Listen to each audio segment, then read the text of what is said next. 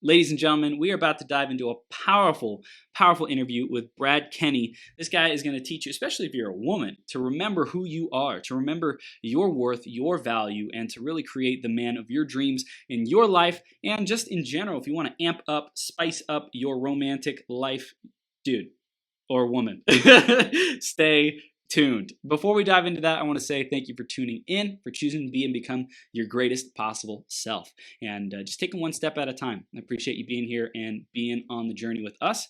Next up, I'm going to put on the iTunes review of the week, and this week it is by Swartz B22, who says, "Win. Chris inspires by encouraging everyone to become the greatest possible self so you can become all that you were created to be." Swartz B22, thank you so much for that review. If you want a chance to get shouted out on a future 12-hour live stream, go to beergps.com/iTunes or search Greatest Possible Self on the Apple Podcast Store. Give us a review there. Let us know what you love, what you want to see more of, and how we can improve the show for you. Hit that subscribe button so you can get all the latest episodes and updates and keep growing into your GPS. Thank you so much for tuning in and giving that feedback. Next up, I'm going to be introducing Brad. Before that, though, grab a piece of paper, grab a pen, be ready to take notes. It's going to be fire, and we're going to take everything that you are doing in your romantic life to the next level. So stick around all the way through to the end, because one idea has the power to change everything for you. Brad Kenny is a mind and heartset coach for healing from past relationships and is in Los Angeles, California. He's been cultivating his craft for the last 36 years through his personal and professional experience. As a trained and experienced mindset coach, he has tools and he understands how to support and guide you to create the life you imagine and get a renewed sense of self. He will work with you so you can have the relationship of your dreams and find your next great love. Working in the mindset coaching field has been a lifelong dream of his, and he now gets to support people as they change their lives forever. Oh my goodness gracious. Brad, we are bringing the heat. We are now live on Becoming Your Greatest Possible Self, brother. Thank you so much for being here, man. Hey, thank you for inviting me. It's an absolute honor to be able to share this space with you. Honestly, I'm so grateful to be able to be shoulder to shoulder with guys like you who are out there just doing whatever they can to bring change into the world, because, especially. Thank you.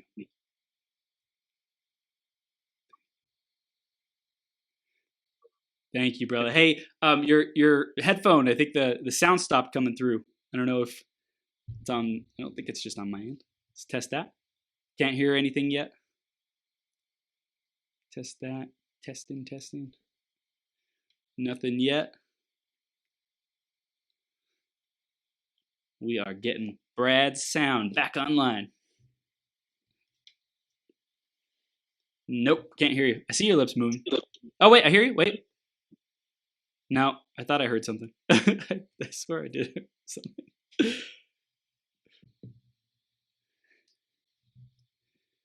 So fascinating. It was just working.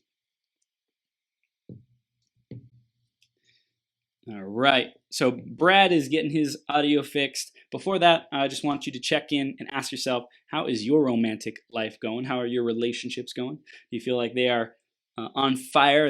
Are you experiencing breakthroughs? Are you loving it? Or do you have room for growth? Just give yourself a little self-check.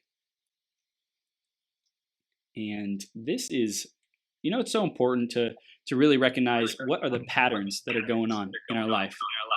Ooh, I hear two Brads. Testing. Okay, can you hear me now? I can hear you now. Sorry, brother. Sorry. Technical difficulties. Laptop does not want to use Bluetooth. It is all perfect, man. All perfect. We are rocking and rolling, dude. Thanks for being resilient and moving forward. Thanks for being patient. It's the only option, man. We're moving forward, especially, this isn't a crisis per se, but when life hands you lemons, these things, what do we do with them? And the theme today, Brad, is using chaos and crises to fuel creation. What does that mean for you, man? Yeah. Well, so the first thing that comes to mind is we get to shift, like I posted something today on being in line at the grocery store. So I shop at Ralph's grocery store, right? And it's a local retailer. And so they had to modify their hours from 8 in the morning till 8 at night. So from 8 at night till 8 in the morning, they could restock their shelves because they were like completely bare. Dang. So I'm out in line. I'm thinking to myself, well, I could either be really negative and say this really sucks right now, or I could be really grateful that I've got a car, I've got Yeah. money to buy groceries, I'm able to walk on my own and feel how cold it is, and I can feel the cold, so my nerves are working. Yeah. And I thought, what a great opportunity for me to share this with other people who are going through the same experience, who maybe haven't done the internal work, and they can go like, man, that really sucks right now, but it Yep. really doesn't, because all the companies are still producing food.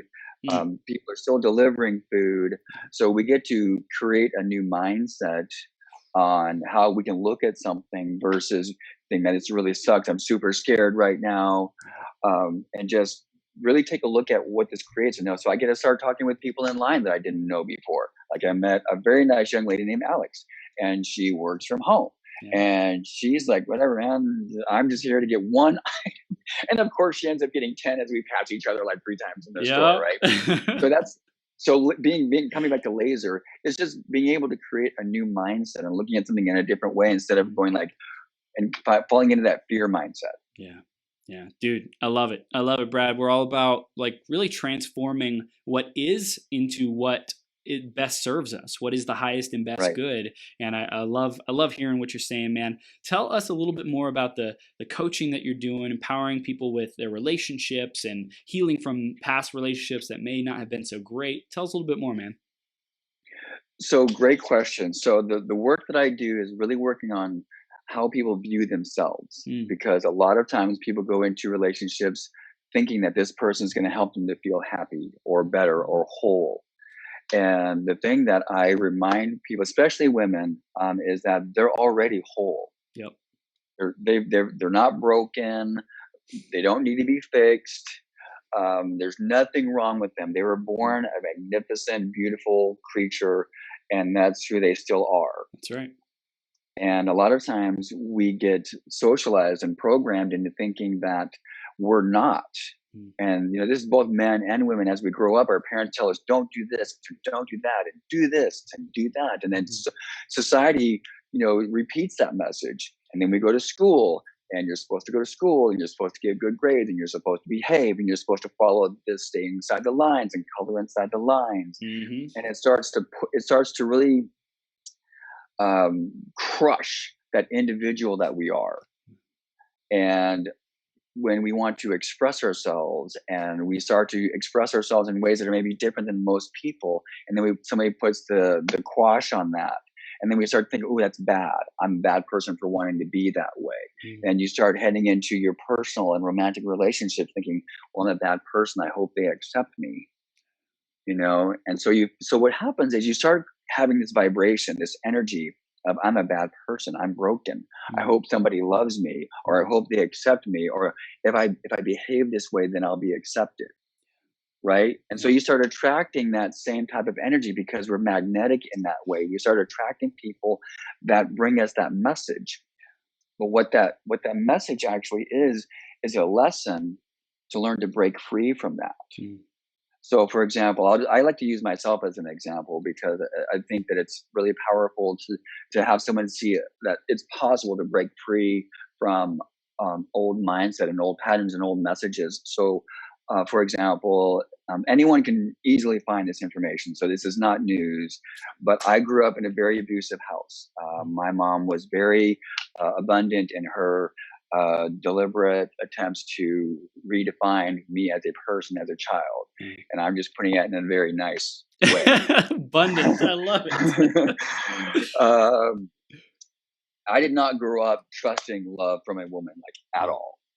It was very inconsistent, and most of the time I was just on guard for what's next. Mm, And so the message I took from that, even though it was never used in these exact words, was something's wrong with you. mm, You're a bad person. You're not really lovable unless you do this. no. Right. So it took me years to unlearn all of that. Mhm. And there, that voice that we hear, you're not lovable, you're a bad person, because we all have that voice inside of us that tells us this person's not going to like you. If you do this, he's going to break up with you, or he's not going to like you, or whatever. But it took years to unlearn that and to reprogram my mind into accepting and loving exactly who I am meant to be. And it's still an evolution. There is no end point to this. So I work with women on understanding you were born this amazing, beautiful, just incredible creature.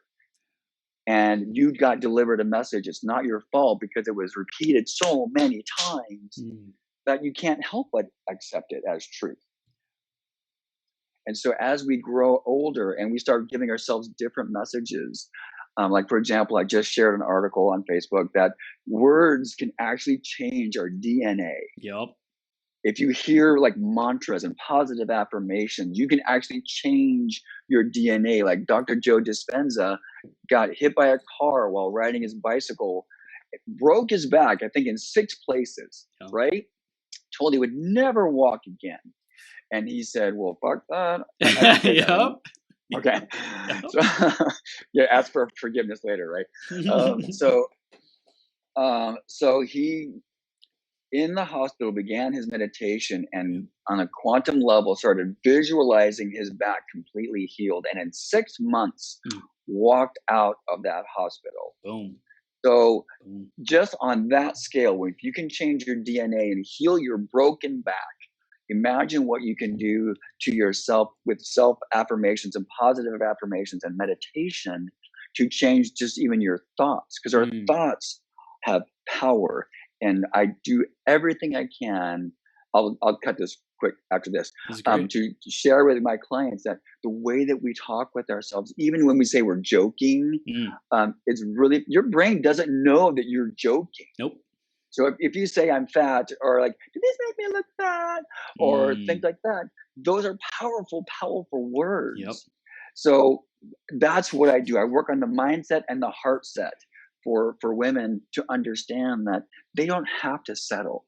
They don't have to keep going out with the same guy, even though his face and name change. It's still the same guy, right? It's the same message that life will bring you until you learn that lesson. Damn. And they hear it in everyday life. But when you live that and you finally understand that, oh, I'm actually doing that. I'm dating the same guy over again. And even though I thought I was making different changes or different choices, I thought I was making better choices. But here I am again, whether it's they're a cheater or a liar, or they can't commit, or they don't stay true to their word. There's always something out there that women keep choosing. Even like highly, highly successful women. I know at least 3 like 7-figure women that either are single because they can't find the guy, or they choose the guy that isn't who they say they are. And then they go, oh, I went through that again. Like, I knew it. I'm right. Guys are all the same. And technically guys are all the same. But there are some guys that are like, have integrity. They're authentic. They're transparent. They're true to their word. They show up. They're evolved, and they're willing to evolve even more. It's just, to be honest, and you know this, Chris, there's not that many out there. Right. Women are much more devoted to looking inward and going, okay, what's going on? But women most often look inward, saying, what's wrong with me? Versus where can, so if they just change it to say, where can I grow, versus what's wrong with me, it changes everything. Yeah. Dude, this is gold, man. I really, like, when I said, like, I'm right, I think that that's such a powerful kind of reaffirmation, reinforcement of what they're seeing, right? Like, there's no good guys out there. I knew it. Right. I'm right. Yeah. What can a woman do if they feel like they keep experiencing that? Like, I think for me, like, what I think might come up is like being even open to something different. Can we dive into that, Brad? Sure. So the first thing I want everyone listening to this is it's steps. Is you don't just like flip a switch and you're magically changed and you start attracting like amazing people. That's not how it works. Any change that I've experienced that has been really deeply profound for me has been very, very subtle. Yep. I've done a lot of self-development work, and what I usually find is when I've gone through a situation and it's been like an hour or a day or 2 days, and I'll go like, wait a minute, that super stressful thing that I normally would have freaked out about, I just walked through that. But that took years of work. So what I will tell people is give yourself grace and patience and lots of forgiveness as you begin this journey. So first and foremost, remember grace, compassion, and forgiveness before you begin the journey of trying to change the way that you are in this world. The second thing is be willing to see some things about yourself that you're not going to like, right? There are going to be, and most people don't want to do that work because what if I don't like what I see? Because the second thought is, what if I can't change that? What if I'm stuck like this forever? And I'll be the first person to say, I used to think that way. Yep. I don't want to look inward because what if I don't like what I see? Because people think that that's who they are. This is how they are, and this is the way they're going to be. And some people actually say that I am who I am. And it's like, well, good for you. How's that working? Right?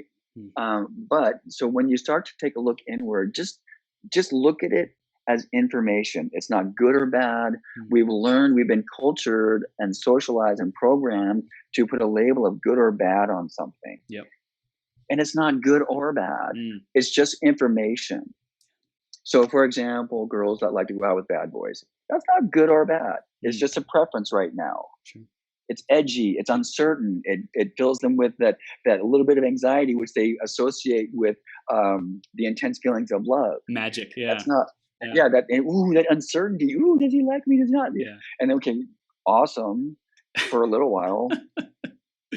Until he doesn't show up or doesn't call, right? And then he cheats on you or he lies about whatever. And then you ask, okay, how's that working out for you? Yeah, exactly. And then you choose the next bad boy, and you live the whole experience all over again. Yeah. So I like to recap and repeat. I love it. Grace, compassion, and forgiveness. As you start to look inward, just start to take a look at your patterns. What I usually ask people to do is take a look at your last significant relationships. If you had 1 or 2 or 5, just list them. List the people.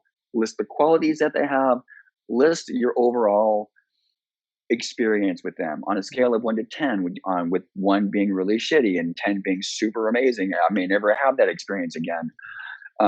Just list your overall experience of how you recall the relationship, and do a real genuine recollection, not this fantasy. Oh, he was so good, I lost the love of my life, even though maybe they stole your money, cleaned out your bank account, and crashed your car. Just a real inventory of how that relationship was. Yeah. I'm working with a client right now who's going back and forth and back and forth. Oh, he's amazing. He shows up so powerfully. Oh my God, he didn't even listen to me. I'm not acknowledged. I feel invalidated. I feel unloved. Like, okay, well, stop, time out. Is this your? I'm not going to digress because I can go down a whole rabbit hole. This is great. So again, grace, compassion, forgiveness. Do an inventory of your past relationships, your serious relationships that lasted, over 6 months. Yeah. And then just take a look at your overall experience with those, right? Did they turn out the way you wanted to? What was great about them? What wasn't great about them? What worked? What didn't work? And then, what do you want? What do you really want in a relationship? Write this down. Yeah. Write how you want to feel in this relationship. Do you want to feel loved? Do you want to feel acknowledged, validated, wanted, desired? Desired, right? I was listening to Tony Robbins this morning, and he did an interview with, I think it was Dr. Maxwell. She was brilliant. And I actually forwarded that podcast to my client so she could listen to that. Yeah.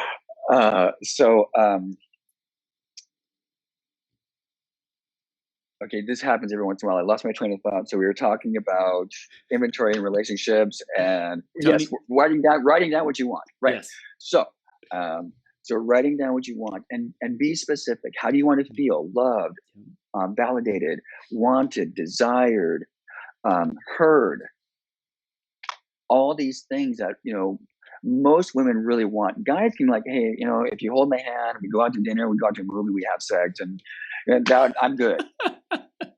And women want to feel heard and seen and valued and Mm, respected, all these different things that guys don't really get all the time. mm, mm. I buy you flowers, I take you to dinner, I introduce you to my friends. What more do you want? Yeah. And women want it all. Women have this thing of they don't want to settle, Mm, and I think women confuse compromising with settling, mm, because you don't get everything with one person. You mm. you need intellectual stimulation. You need sexual, stimulation. You Yep. need, you need to feel safe financially. You need to feel safe emotionally. You need Yep. all these different things. But your person, it's not only unrealistic to expect that from one person, it's irresponsible Mm, to mm, expect all these things to be given to you by one person. mm. So I've studied. There's a guy and his wife, the Dr. John Gottman and his wife, Dr. Gottman, up in Washington State. They're out of University of Washington, Uh-huh. world renowned leaders in relationship studies. Mm. And what he says, and he studied relationships on their success or failure percentage for 4 decades at least. Wow. Okay. So, I mean, again, they're world recognized as leaders on the success or failure rate of relationships. And they say that if you're getting 70% of what you want or need from your partner, you're winning. Wow. Wow. So if Wow. you're getting 70% That's of awesome. what you want from your partner, meaning you're seen, you're heard, you're Mm, validated, you feel safe. And again, safe falls into mentally, psychologically, sexually, financially, emotionally. You feel safe with this person. You trust them to respect your sexual boundaries, your spatial boundaries, your time boundaries. yeah. You know, um, those are things that are really going to help a woman feel like they're guys in the relationship and they're seen and they're valued and their guy gets them, Yeah. right? Yeah. Everybody wants somebody to get them. Women want men to get them more than men want women to get them. Mm, mm. Men just aren't. And here's the thing: I'm just going to throw this in there for all the women out there. Um, a man will never tell you that he needs to feel safe in a relationship, Mm. but he needs to feel safe in a Oh yeah. relationship. He needs to know Mm, that he needs to know that you've got his back, yeah. that you're going to be loyal, that you're going to Yeah. be faithful, that you're going to respect him. You're not going to throw him under the bus in front of your friends or his family. Dude. Women out there, men need to feel safe that you're not going to just throw them under the bus at any given moment. Um, but if he's crossed a line somewhere, this is where you Sure. get to have a talk. And I I created a tool that I call set your man up for success. Mm. And what I mean by that is, I mean, is it okay to share that right now? I Please. mean, because Yes. Yes, we're Brad. just This is like gold. nonstop. This is Okay, gold. so what I created was um, just a step-by-step process for if you feel something's not working in the relationship, or if your feelings are hurt, or if you feel that he did something wrong or he didn't keep his word, or whatever might be going on, Uh-huh. right? So the first thing that you want to do, and this for men as well, for anybody in a relationship, whether it's platonic, professional, or romantic, this Mm. will work for you. Okay. Okay. So the first thing is to ask for permission to have a talk. To say, hey, I'd like to have a talk with you. Are you open to that? Yeah. And the second thing is to set a day and time, right? Can we do that now? Can we do that tomorrow? Can we do that tonight? Can we do it this weekend? Because I know we're just crazy busy with the kids and all the activities. Can we do it this weekend? Yeah. Whatever, but set a day and time for the talk and stay committed to that. Mm. And then when you're there, make sure that there's no distractions. Okay. That is just you and the other person that you're having to talk with. And Um, they're focused. They're not distracted. The phones are put away. TV is off. If you want to have the stereo on, great. But tell them what's going on. Tell them what's happening. Tell them what's happening now or tell them what happened. Tell them how you feel about it. mm. You were flirting with my best friend. Mm. I felt disrespected. I felt really hurt. I felt like you didn't see me, that I wasn't valued. I felt invalidated. I was humiliated. Mm. All right. And what I need is for you to not flirt with my friends. Mm. And then tell them why that's important, because my friends see that as, you crossing a boundary with them, and now they're uncomfortable being around me and you. Wow. That hurts me, and I feel really hurt, and it's affecting my relationships or whatever it's doing. I'm just Right. throwing out examples, Yeah, right? this is gold. Yeah. So, and then tell them what you need again is, I need you to respect my boundaries. I need you to make me I need you to put me in the spotlight when we're at a party and when we're out together. I need to be the sole focus of your attention. Mm. Yes, we're going to separate, and we're going to go mingle, and we're going to mingle together, and we're going to mingle separately. Mm. But I need to know that when I'm looking across the room at you, and then you look across the room at me, we have that connection, and that it's us. Mm. We're separate, and we're Mm. bringing our different experiences back together to enhance a relationship. Wow. But when I look across the room, I see you, and the way that you look at me tells me everything. Mm. Right? And that's the things that you can tell your person that you need. Dude, that's so gold, Brad. Like, I literally am picturing this in my mind, like how picturesque the example is, and like what a woman would be feeling in that experience, and like what it would feel like if the guy didn't look back and he was just over there chatting away with some beautiful woman, right? Like, what thoughts that could create. Or his bros, like he's just yucking it up, Sure, having a beer with his bros. Yeah. And so it's whatever it is, because right. And I just love giving examples. So for example, I've had this a few times where, because when I'm in a relationship, I'm all in. Yeah. I'm like all in. And so in my last serious relationship in Seattle before I moved to California, I went out with this just amazing person, like amazing, smartest person I've ever met. Still, kind, generous, funny, giving, beautiful, ridiculous, beautiful. Yeah. Right. And so she loved to go shopping at Nordstrom. Mm-hmm. And I was like, okay, I'm not a big shopper, but whatever, I'll go to Nordstrom and I can look at all the beautiful things and the beautiful people, and I get to spend time with you. So, okay. So I went, right? so I go, and after a while I get kind of bored just sitting there waiting for her to do her thing, because she loves shoes and she loves makeup and all the things. And so I'll go walk around, and okay, it's been about an hour. There should be enough time, right? And I'll go back and where I think she's gonna be, and I'll go like, damn, that girl's beautiful. And I'll look again, oh my God, that's my girlfriend. and that's how I want my person to feel. Is I want them to understand that when I see them, I see not only this beautiful, physically beautiful person, but this like spiritually and soulfully beautiful person. And so that's what you get to tell your person that you need. If that's what you need, if that's what you want, you get to cultivate that. Yeah. And so the next step is, after telling them what you need, tell them how it would feel if they were able to provide that. I would feel so good. I would feel so safe. I would feel so grounded. I would feel wanted and loved. I would feel empowered. I would feel able to love you more. All these things. This is how important it is, and this is how it would make me feel. And I'm using that phrase, and it's really kind of inappropriate, because nothing can make us, and no one can make us feel something, but I can choose to feel empowered and loved. But that's how it affects us. It somehow has this power to just like infuse us with energy and power. When we see that look, like when your girl looked at you, and that look, you're like, man, I'm the shit right now. I am so cool. And that look, because she looks at you, and and you stand like an inch taller, like, I'm not fucking shit. Yeah. You know that. So, and then tell them why it's important to feel that way. So tell them how it would make you feel, and then tell them why it's important. And it's important for me to feel loved because it helps me to feel secure. Yep. It's important to feel acknowledged because it allows me to feel like I can communicate with you. Because you hear what I have to say. Yeah.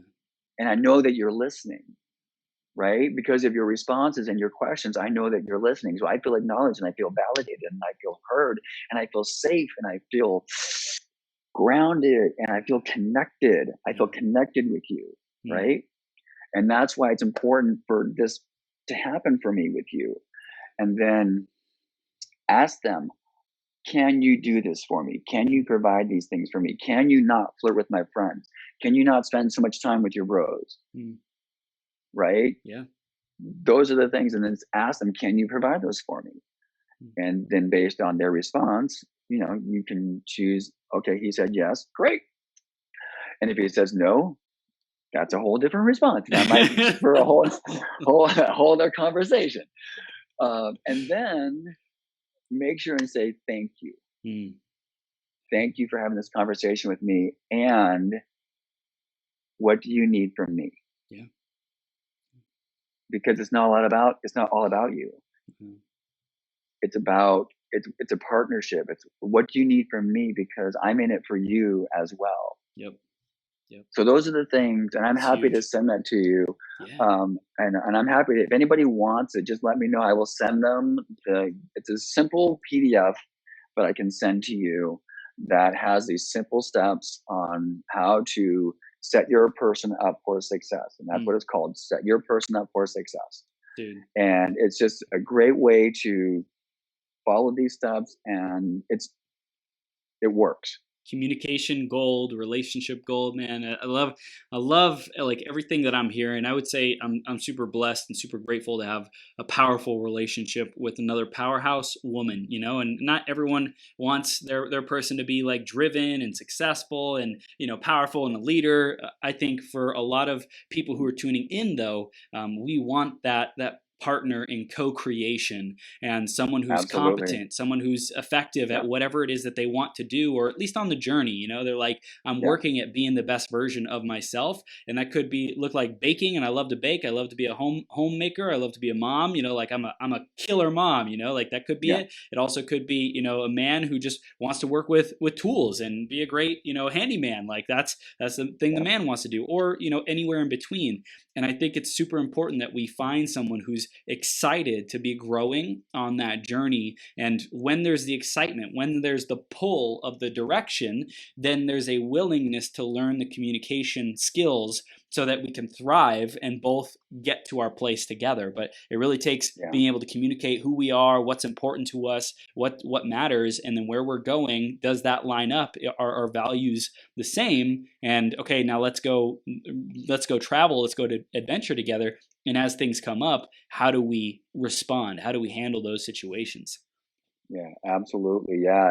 And one thing, I've been talking with a lot of people, and someone doesn't have to be on this spiritual growth path to be a good partner. Mm.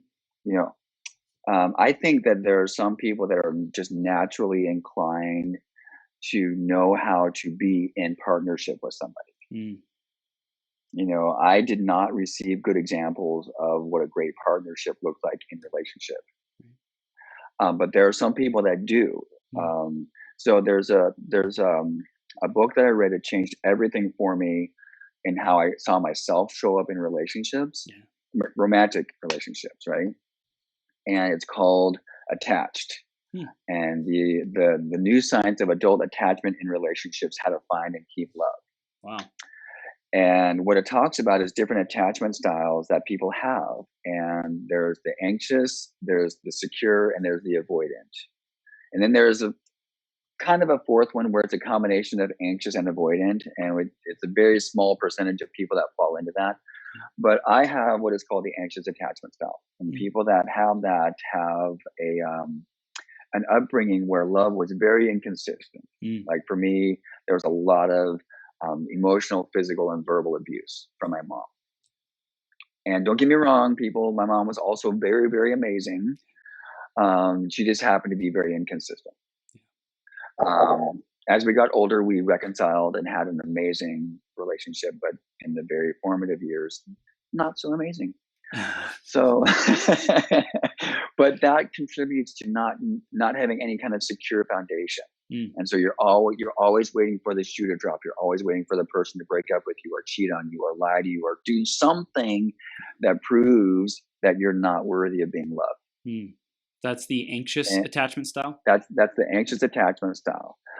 So what that means is the anxious attachment style person will build everything around the relationship. Hmm.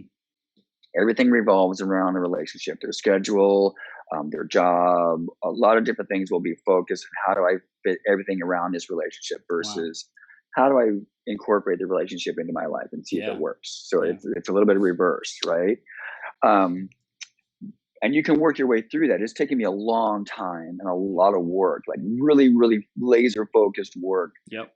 on me to stay in that secure mindset. And for anyone who's out there, we all have our moments where we're not in that secure mindset. It Sure. doesn't stick with you. You're always going to have that default attachment style. And so the next style is secure. So you've got people that have love will always be there. I will always love you. There's nothing you can do that will ever have me not love you. Mhm. And that's what they grew up with. So when they go into friendships or relationships or into the workplace, people are going to love me because why wouldn't they? That's what I experienced. And so these people have been taught from the word go how to be in relationship and how to work out problems. Hmm. Whereas the anxious attachment style, it's yelling and screaming and acting like a child and cold shoulder and all these other things that don't really work, Yeah. right? And so the secure people tend to stay in relationship longer or the longest, Hmm. usually for life.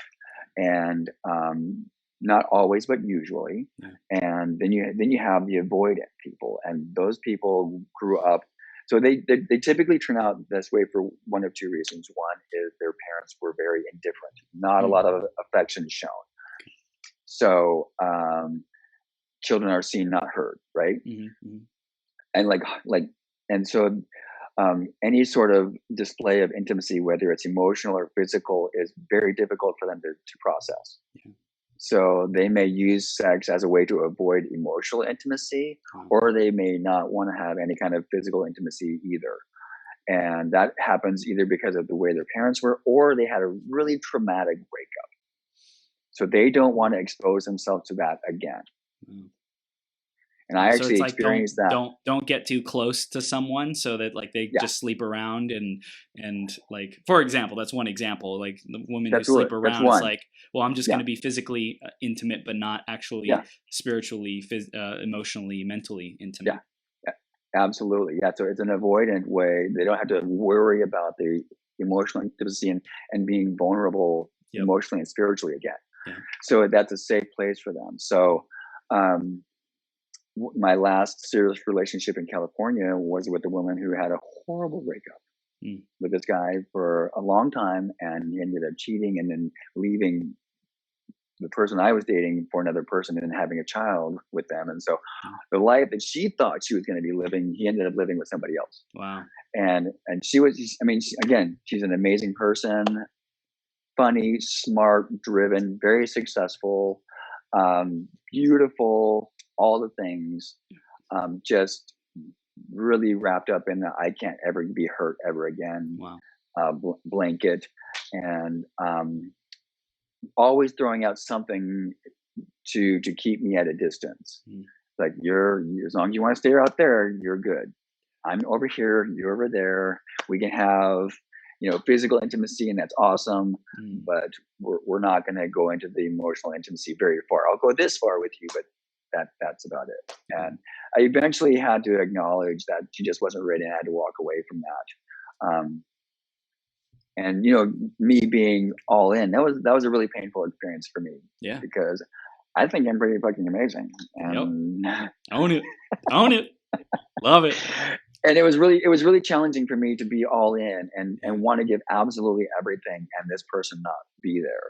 And this might relate to somebody listening now, is them wanting to be all in and their person just isn't there. You just have to acknowledge that it may never happen, and it's not the best situation, because I ended up going on anxiety medication. I was questioning everything. Yeah. And I'll tell you why, because I have one gift that's really, really powerful. And that's one of the reasons why I stuck around, is I'm an empath. And the very first night that we met, as she's walking towards me, You've seen The Matrix, right? Yep. So when Neo gets information downloaded into his brain, Yep. so as this person is walking towards me, I get this download, and it says you're going to be a couple. I said, oh, okay, because Yes. that's happened. That's happened for me before. And I was like, oh, okay, all right, this is cool. She's beautiful, and let's hope she's beautiful on the inside too. Yep. Okay, and she was, but she was also very guarded, and she wasn't ready. And that's also part of me. That's my failure to recognize it earlier. Yeah. So that's on me as well. It isn't just on her. That's also on me, because I chose to stick with that situation, hoping I could somehow convince her that I'm so amazing that she'll one day see it, and we'll be this magical, powerful couple. And it just never happened. She just wasn't ready. I want to ask a question. I see myself as more of the secure type, because I had great role models. So super thank you, God. Me choosing this body, this journey. Thank you. You know, all the alignment. But Yeah.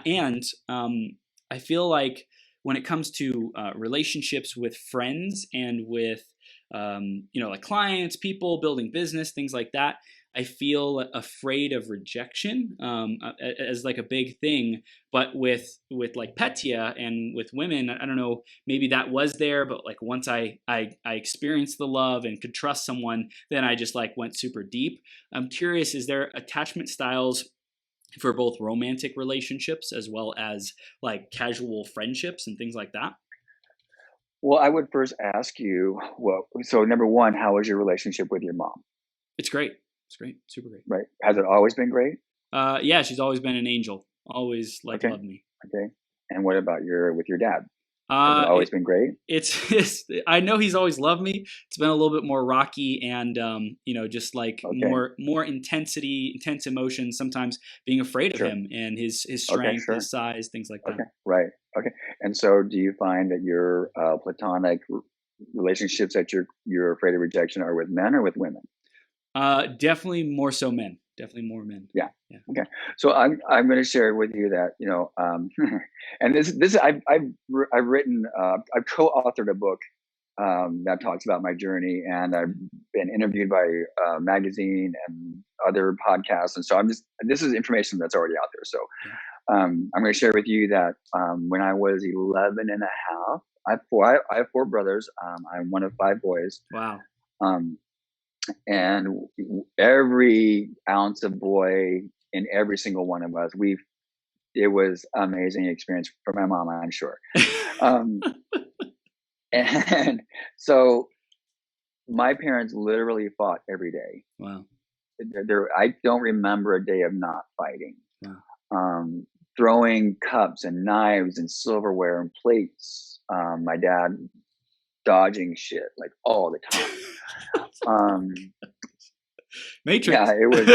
Yeah, oh, dude. If only he had seen the movie. So we lived in Boise, Idaho for the most formative years of my life. So like from 2 to 11 and a half. And then my parents informed us that we're moving to California. And so my dad was going to leave first because for his job, and he was going to go find a house for us and buy, and we were all going to move into the house and all the things, right? So that's what we did. And I thought, this house was amazing. It was like huge, and it was built like a fort for kids, but also for adults. So much fun, right? But the fighting did not stop. My dad left, and then came back, and then my mom decided that she wanted to leave and not tell anybody where she was going. So she was gone for, I think, like 3 to 5 days, and nobody knew where she was or if she was coming back. And these were not in the days of cell phones, so nobody knew anything. Wow. So when she finally came back, we were informed that we would have to choose who to live with. And it was that classic horrible movie scene where they're kneeling next to you and both parents are there and you're having to decide who you want to live with. It was that classic horrible, don't ever put your child through that scene that oh my gosh, we all got put through. So I decided to stay with my mom. But here's what happened. We went grocery shopping one day. Um, I forget how many of us, but it was me and my mom, and I think two of my other brothers or something like that. So we come home, and I remember this like vividly. These people were walking out of our house, and my mom walked up to them and said, "What are you doing in my house?" And they looked at us with that tilt to the side dog mannerism, where they're like super confused, and they go like, "Your house? We just bought it." Mm. Well, my dad had sold the house out from underneath us without telling us. Wow. And that's how we found out that we're moving to Seattle. Wow. So I grew up. So my dad was never really physically present around the house. He traveled a lot. He had his own band. He sold musical instruments. He was gone a lot. Yeah. Growing up. So from age 2 to 11 and a half, don't have a lot of memories of my dad being around. So number one, there's that. Number two, whenever my mom would start screaming and hitting and yelling, he never stood in. He never stopped it. Yeah. So there's no protection. There's no feeling like I'm really safe around a man. Yeah. So my point in all of this is, if you felt intimidated by your dad and not really connected, it's no wonder that you have this thing with other guys that I wonder, because I used to think that too. Why make friends with guys? They're going to leave me anyway. Mm. I mean, even my guy friends, my guy friends ended up, well, typical guy friends where they're constantly berating each other, right? In high school, that's what we do, Right. right? Right. So, but I've learned to choose very wisely in who I surround myself with, and it's only taken me like a fuck ton of years, but but A but I metric did it. fuck ton. I know, seriously, baker's dozen. But so I would encourage you to take a look at that, and what I did for me was a lot of inner work. And I know that you're familiar with this. And I started doing some EMDR work recently, and it has changed everything for me. My level of engagement on Facebook has like literally skyrocketed. Wow. After this particular style of treatment. It's called EMDR. Wow. You might be familiar with it, Right. but it's primarily used for post-traumatic stress disorder, for people that have had like a super traumatic experience, like maybe being held up at gunpoint, or a car crash, or being raped, or shot, or coming back from Afghanistan or Iraq, or something like that, where you've got this horrible thing that happened to you. Well, they've had one experience of that, like Oklahoma City bombing or 9/11. Right. You know, a one-time occurrence, but it's super traumatic, right? So there's usually only like a 1 or 2 layers to work through with that, versus someone like me who's had 15 years of abuse to peel away. So, what it does is it really helps you to, what it does is it separates the emotional pain from the traumatic event. So you can now look back on that event and go like, wow, that was fucked up, but not get caught up in the emotion about it. Yeah. Not angry at your parents, or not sad or scared or hurt or whatever. You can look at it now like, oh wow, that was fucked up, and then not be triggered about it. Yes.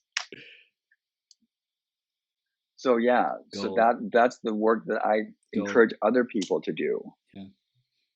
This is awesome, man. I love it. And I think it's like clearing out that past is so key, to be able to rewrite those stories, to be able to create a new identity of who we want to be, who we choose to be. And then also it's like both that past work, and then in the present moment being responsible for what we've already learned, and also being responsible for whatever comes up in that moment, because we can do all the past work in the world, but if we're not actually going out there and building relationships and, practicing communication and like falling in love, so to speak, or, really giving a relationship a shot, then it's like we're just playing on the sideline. We're staying on the sidelines and not actually on the court, man. Yeah, we're not growing, and if you're not growing, you're dying. Not physically, obviously, but you were preventing ourselves from really fully living. And one of the things I learned. So in 2012, my best friend was murdered, and then 4 months later, my mom committed suicide. So what I chose to do after that was like, well, fuck, I've got one life. How do I want to live the rest of my life? Wow. I don't want to be that guy on my deathbed going, I wish I would have. Mm. So I booked a flight to Thailand, and I flew to Thailand by myself and took a trip by myself and got super uncomfortable. And I came back and I quit my job. I sold my house. I cashed out my 401ks and I started my own business because I knew that I was not living up to my potential. Wow. I fucking knew it. And it was gradually making me more and more depressed. Mm. So my point in bringing this up is, for anyone listening, it's time. You're listening to this podcast for a reason. This is no accident that you're listening to this podcast right now. That it's time to start making the changes that are going to benefit you and finding what makes you happy. And what makes you happy is being true to yourself. But you can't be true to yourself if you don't know who you are. So take inventory of what you really fucking want and then own that. Mm-hmm. Like, it's okay for me to like girls or like girls and boys or whatever I like. Sure. You know, in romantic relationships, but be true to yourself, but find out who you really are and be willing to find some stuff that you might not like. Yeah, you know, I love that you said that at the end because when I was 21, I started off thinking, well, I want to have multiple women in my life. I want a wife, and I want multiple women, and like that's I want to be the player, right? I want to like live this baller life. That was success in relationships to me, and it was totally out of egos, totally out of insecurities. And over time, I was just like, wait a second, like handling one person and like building that strong, beautiful, powerful relationship, that's work enough. Like why would I like want more than that, you know? And it's so interesting because I gave myself permission first to write that down, that I wanted, you know, like multiple women, right? And I was like, okay, let's like, just, if I had the fantasy, okay, let's put it down. And then over time, I just saw that, like, wait, that's not my real authentic self. That's not really what my heart wants. Like, I want one woman who I can pour everything into, like you said, like all in, you know? And I think when we give ourselves permission to say, well, that would be nice, or yeah, let's try that on. Let's wear that fantasy. Let's wear that. If I could have it any way I want, if I had a magic wand, how would I want it to be? And test it out and feel it out. And I think over time, you just start to, you look at it and you're thinking about it, and you're thinking about it, and you're thinking about it, and you're like, something feels off about that. You know, I had it literally on a statement of purpose, like my life vision. And I kept looking at it, I kept saying it out loud. And I was like, every time I said it, I was like, wait, something's off. Like, this isn't who I am. Yeah. And the same thing, I lived that kind of life for a while, and it was, you know, and I would convince myself that it was working. Yeah. I would convince myself it's enough. And I was that guy for a while. Like, as long as you're out here and I'm right over here and you don't want to get any closer, I'm okay with that. Because I didn't want to be vulnerable emotionally. Now, I've learned that not only was I shutting other people out, I was closing myself off from myself. And a lot of people don't want to take that time to look inward and go, okay, so who am I really? What do I really want? And then start to own that. And I promise you, anyone who's listening, once you do that, once you own who you really are and you really embrace that, it will change everything for you. It will bring the people that you want to date. You will constantly be up leveling who you date. I have been constantly up leveling since I walked away from that relationship in San Diego, because it was an epiphany. It was one of the very, very few times in my life where I've had a huge aha moment, and it changed everything for me. And I have been up leveling ever since. And I've also been intentionally single, but I still date without sex, because I've learned that as an anxious attachment style person, I want intimacy and deep connection so badly that I just jump in, or I should say I used to jump in and say, okay, let's have this deep connection. And that's not the way it works. You know, trust is built a little bit at a time. And I've had friends that say, I either trust or I don't. Well, okay. Do you trust me holding your $10,000? Well, no. Okay, well then you don't trust, because you're black and white, and that's not how trust works. right? Trust works a little bit at a time. And you slowly start revealing yourself more and more. You start unwrapping it. Now, there are people that say, well, it's like peeling an onion. Like, well, I like to say it's like unwrapping a present that's been wrapped multiple times. So you constantly, you're unwrapping a present. You're unwrapping a present, and you're unwrapping the present of yourself, right? And then at some point, you're fully unwrapped, and you're fully vulnerable, and you're fully exposed, and you're fully present and aware in it. So that's what I would tell people also is you learn to trust a little bit at a time. Yeah. And there are some people that you absolutely like. Here, I just want to share this thing that just came to me. Yeah. Because the lesson that I learned from the relationship in San Diego was that download I got was like, oh, what happened was I recognized her energy as someone that would cause me to face my anxious attachment style and the relationship that I had with my mom. Right. Now, she wasn't physically abusive or didn't yell or scream. She was much more evolved than that. But the feeling, that energetic feeling of, I don't want to get too close to you. Wow.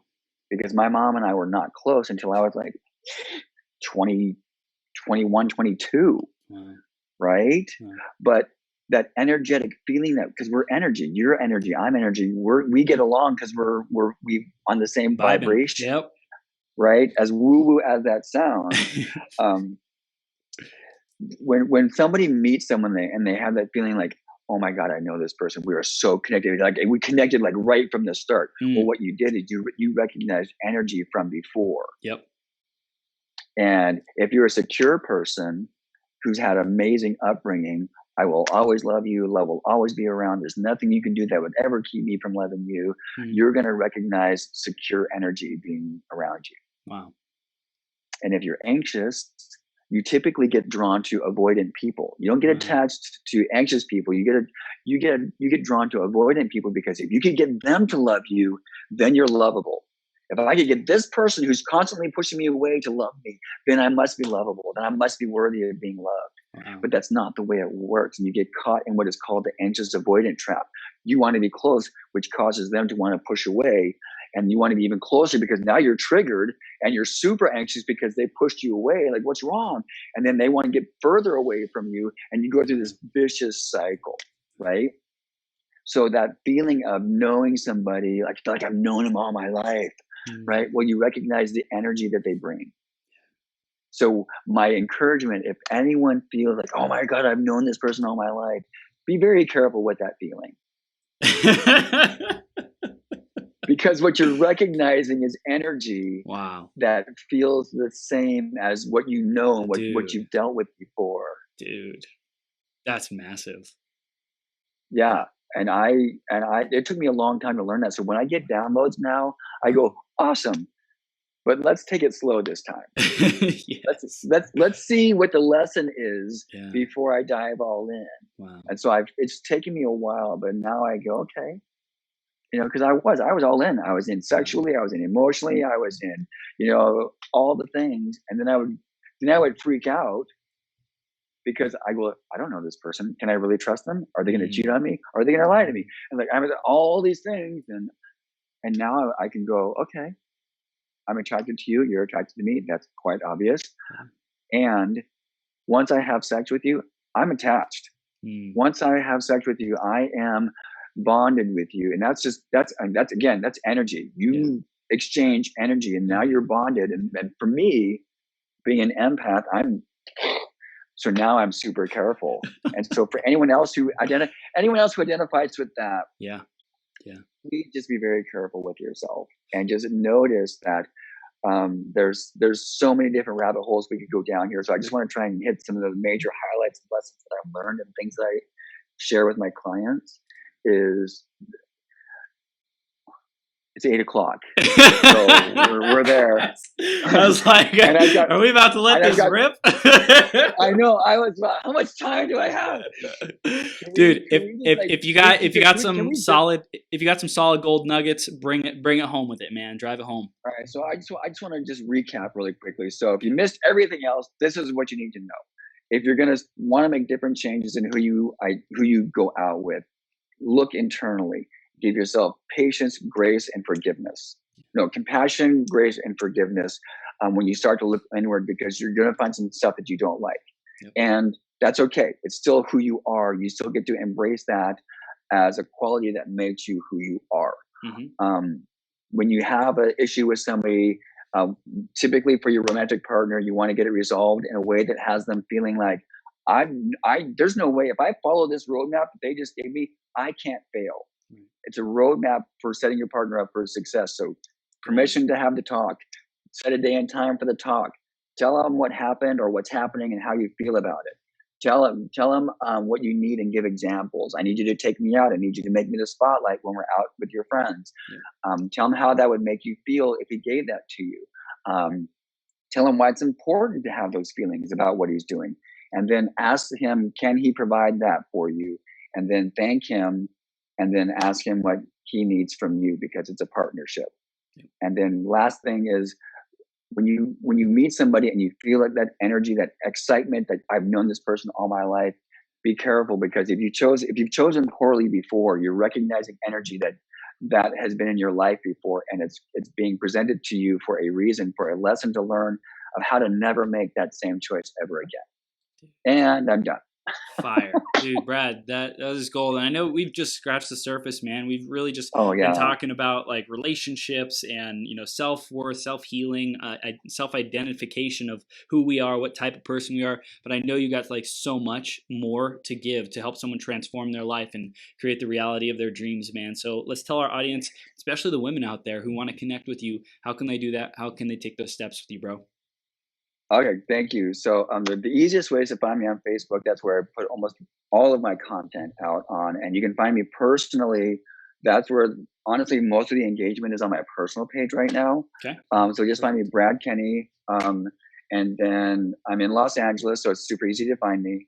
And then you can also find me, Brad Kenny Coaching, on Facebook. That's even easier to find me.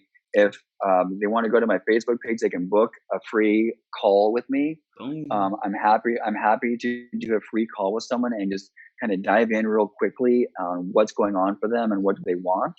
And then if they want to work with me, we can take a look at what that looks like. But the first call is absolutely free. And then I'm happy to share tools with them on that call. So even if they don't want to work with me, they're going to get at least one or two or three tools based on how the call goes, and what they can take and start utilizing like right away and start seeing change right away. Yeah, dude, gold. I love it. So search Brad Kenny, find this epic human being, stay connected with his great energy, his wisdom. And Brad, dude, thank you so much for being here, man. All right, thank you, Chris. It's an honor. It's an honor. Thank you so much for this opportunity. Dude, so stoked for our growth, for those next steps, and just like this phase and the season of life that you're in, man. It is so beautiful. So I'm rooting for you in such a big way, like stepping into your greatness, serving so many people, man. So keep up the heat, okay? Yeah, you too, man. I appreciate you having this opportunity for so many people, because you are a leader, and we need more leaders like you. Thank you, brother. We'll see you soon, okay? All right, see you soon. Love you.